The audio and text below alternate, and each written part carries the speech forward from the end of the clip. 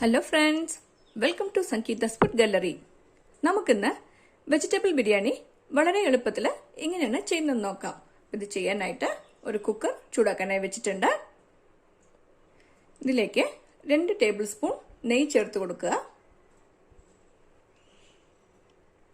ഇനി ഇതിലേക്ക് 2 table spoon oil കൂടെ ചേർത്ത് കൊടുക്കാം.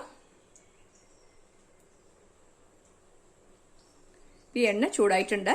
ഇതിലേക്ക് ഒരു തുണ്ട് പട്ട ചേർത്ത് കൊടുക്കാം, 3 ഗ്രാമ്പൂ, 3 ഏലക്കായ, 2 ബിരിയാണി ഇല കൂടെ ചേർത്ത് കൊടുക്കണ്ട്.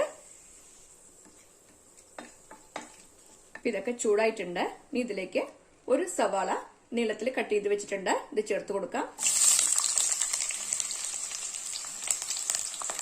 ഇതൊന്ന് വഴറ്റി കൊടുക്കുക.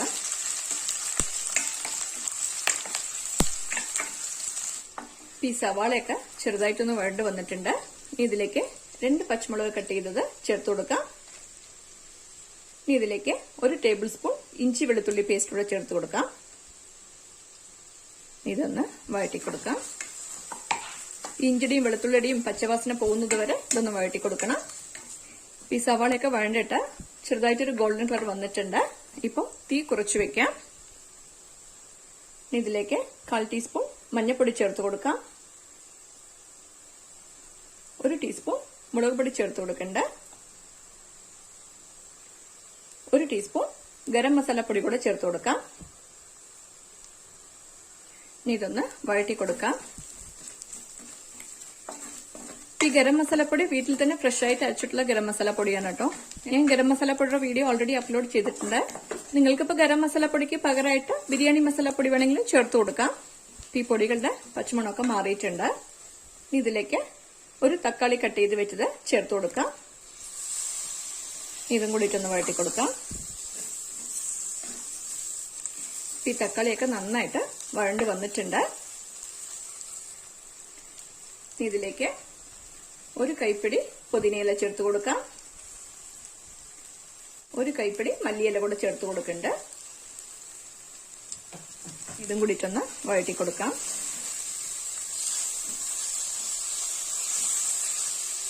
ഇതെല്ലാം നന്നായിട്ട് വഴണ്ട് വന്നിട്ടുണ്ട്.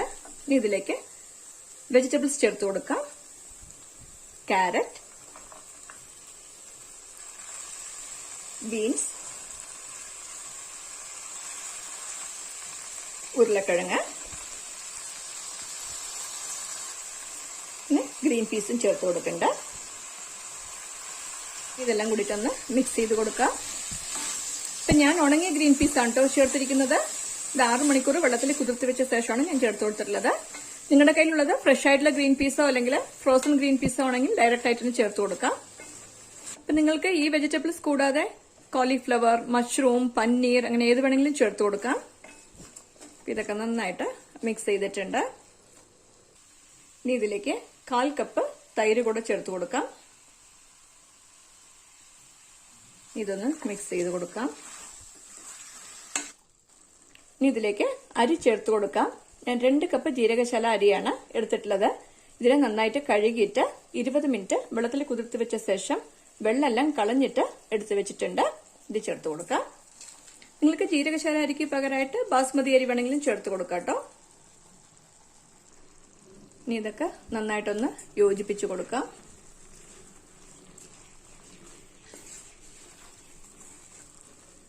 ഇത് ചെറുതായിട്ടൊന്ന് മിക്സ് ചെയ്ത് കൊടുത്താൽ മതി കേട്ടോ, അല്ലെങ്കിൽ അരിയൊക്കെ ഉടഞ്ഞു പോവും. ഇനി ഇതിലേക്ക് വെള്ളം ചേർത്ത് കൊടുക്കാം. ഞാൻ ഇപ്പോൾ 2 കപ്പ് അരിയാണ് എടുത്തിട്ടുള്ളത്. 1 കപ്പ് അരിക്ക് 1.5 കപ്പ് വെള്ളമാണ് ചേർത്ത് കൊടുക്കേണ്ടത്. ഞാനിപ്പോൾ 2 കപ്പ് അരി എടുത്തിട്ടുള്ളത് കൊണ്ട് 3 കപ്പ് വെള്ളം ചേർത്ത് കൊടുക്കേണ്ടത്.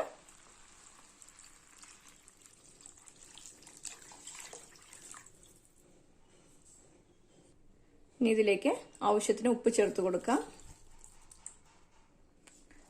ഇതും കൂടിയിട്ടൊന്ന് മിക്സ് ചെയ്ത് കൊടുക്കാം. ഇനി ഇതിന്റെ മേലെ കുറച്ച് പുതിനയില തൂവി കൊടുക്കണ്ട. കുറച്ച് മല്ലിയില കൂടെ ചേർത്ത് കൊടുക്കാം.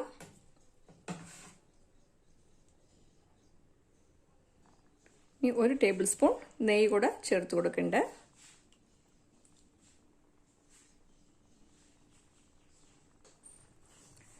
ഒരു ടേബിൾ സ്പൂൺ ലെമൺ ജ്യൂസ് കൂടെ ചേർത്ത് കൊടുക്കാം.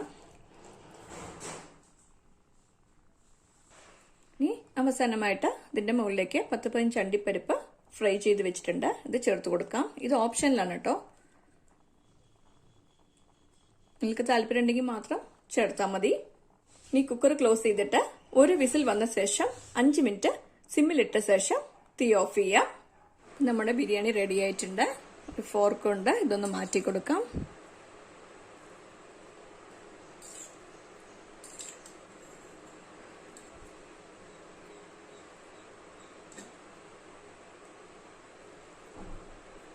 അപ്പൊ ആദ്യം തന്നെ തവിയിടരുത്. തവിയിട്ട റൈസൊക്കെ കുഴഞ്ഞു പോവും. ഇപ്പൊ റൈസും വെജിറ്റബിൾസ് ഒക്കെ കറക്റ്റ് ആയിട്ടുള്ള പാകത്തിന് വെന്ത് വന്നിട്ടുണ്ട്. അടിപൊളി ടേസ്റ്റിൽ വളരെ എളുപ്പത്തിൽ തന്നെ ചെയ്യാൻ പറ്റുന്ന നമ്മുടെ വെജിറ്റബിൾ ബിരിയാണി റെഡി ആയിട്ടുണ്ട്. വളരെ ഈസി ആയിട്ടുള്ള ഒരു ലഞ്ച് ബോക്സ് റെസിപ്പി കൂടിയിട്ടാണ്.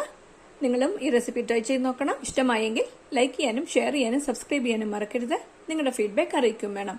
Thanks for watching.